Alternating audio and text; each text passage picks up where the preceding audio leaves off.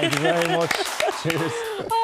The acting in that is incredible. It goes from funny to, oh no, and your heart is going out to him and it's so awkward and you're feeling all these things.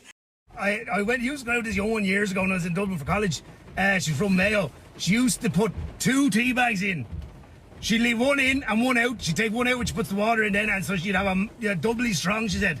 That is one of your most popular sketches and you nearly didn't upload it. I didn't know because, and usually I'd upload any nonsense like, but for some reason I liked the idea so much that I was like, I need to get it right, and I wasn't sure if it was like not developed enough, which seems mad now in retrospect, considering how well it went. Yeah. But yeah, I mean, I ran it by people, ran it by my wife, my brothers, and everyone, because obviously they're feeding off me. Did you know your wife since primary school? I did. No. That would be really weird now. That would be really weird. I'd be a bit telling us, like lying down on this couch and this. No, it was, but it was, yeah, I kind of get shivers, cold sweats thinking about how close I was to not posting. Because I could have done it again and it would have been perfectly good and did all right, but it's just brilliant. Yeah, it is just brilliant. And I just love as well, even just the person walking behind, the sound of the rain. It's just all very authentic. It's so. That was actually, the rain was the thing that sold me. I was like, I'd do it again, but I won't have the rain. Genuinely, it was a thing where I was like, that has actually helps the mood of the whole thing. The authenticity of it. And here, by all accounts as well, you used to turn your nose up as the true at online sketch comedy. What made you do a complete U-turn? Well, what made me do the U-turn is that I started to do well at it.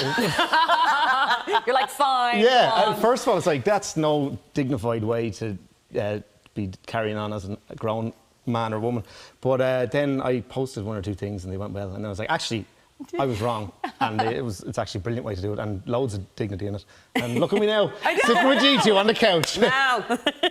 So, seeing as you were being conflicted about it for a long time, what made you actually take the plunge? I had made a thing almost by accident, kind of on my phone, which is like, it's office Christmas party sketch, where it's like a lad getting progressively more drunk at his Christmas party. Yeah. And I had made it at my actual work Christmas party, not like, it's not documenting me, like I was playing it up. Yeah. So I kind of accidentally made this like sketch. And then when that went well, and it was kind of, I could see how I could use my voice, my kind of, what I find funny and stuff like that, without compromising it too much by making this little 2-minute, short time frame type thing. So that, it was around COVID time when there was more and more of those sketches coming. I kind of started doing it then, and it was like, actually, I feel better, much better about it now than maybe before I did. Great move. And here, one of my favourites, Steve Coogan, he said that he always feels more comfortable when he's performing as a character. So is character-based comedy, thank you, is where you feel the most comfortable then? 100%. Like you really, yeah. And character-based company. Both. I like keeping company with Thank you, Peter, characters. yes. But no, yeah, definitely, like I wouldn't be mad now about being myself publicly. I like doing,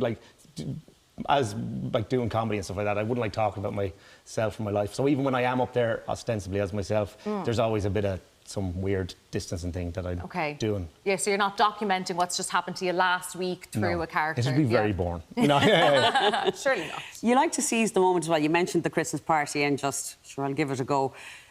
Creating comedy on the fly. You're obviously a very funny person anyway, but when inspiration takes you, do you just take out the phone and give it a crack? And sure, if it doesn't work, it doesn't work. Or do you think it out? It literally depends. Some things I have ideas, like I will write something and rewrite it for ages, and then, eventually be like, look, it's now or never. But other stuff, as you say, and inevitably it's the thing that does the best. It's like when you just kind of, something clicks with you and you're like, okay, I have to do this now. Yeah.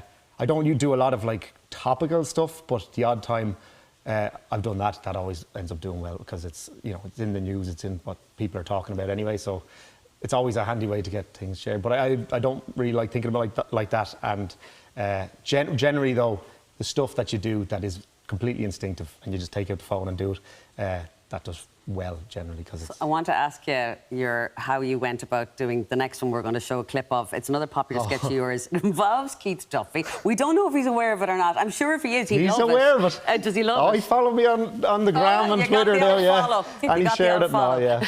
Let's have a look at the sketch with Keith Duffy. Hey, how's it going, everybody? It's just Keith Duffy here. How are you, Keith? I'm en route from Thailand and Ashbourne down to Thailand and Swords. And we need you. Me? If you want to come and work for Thailand, Yeah? we'll take very good care of you if you take good care of us. I'll treat you like a princess. Have a look, see if it suits you. And you never know, I might be working with you down the road. You never know. You never know. See you later. Oh, Janie Mackers, Peter. That's the reaction you want. Not a laugh, just like absolute disgust. Oh, Lordy. Yeah.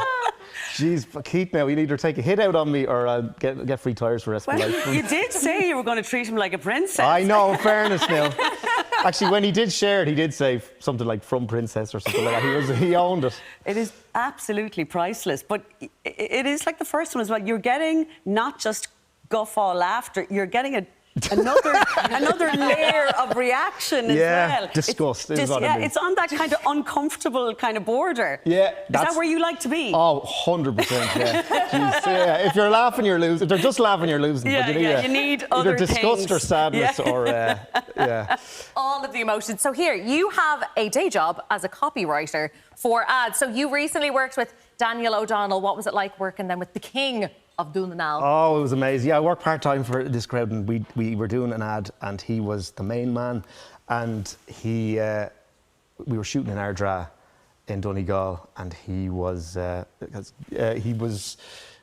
his home turf, so he was just, cock of the walk. And it was he was a lovely sound down-to-earth guy, which was amazing with all of us. But then it was when you'd see him interact with people, always, older people or whatever would come up to him in the street. And I describe it this way, and it sounds hyperbolic, and it probably is, but it was like the closest thing to seeing like a saint in action. Because they come up to him and they talk to him, and whatever way he do, and people said this and you say, that can't be real, but I saw it happen. Yeah. He will work out, you're this person, get a surname, work it into which town they're from, then he works out that he knows her sister.